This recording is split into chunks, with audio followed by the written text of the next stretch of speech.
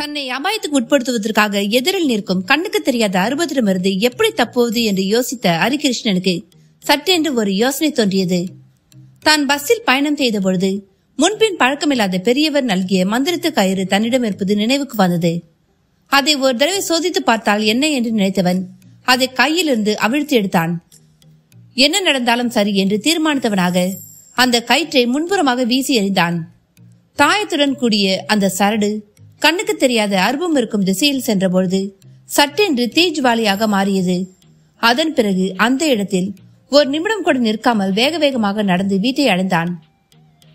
குளித்துவிட்டு வருவதற்காக இவ்வளவு நேரம்? ஸ்ரீதேவி குட்டி கேட்டாள். குளத்திற்கு அருகில் நான் ஒரு சோதனை நேரிட வேண்டி வந்தது. கவனமாக இருங்கள், இன்னும் இது போல நிறைய சோதனைகள் ஏற்படுவதற்கு வாய்ப்புண்டு.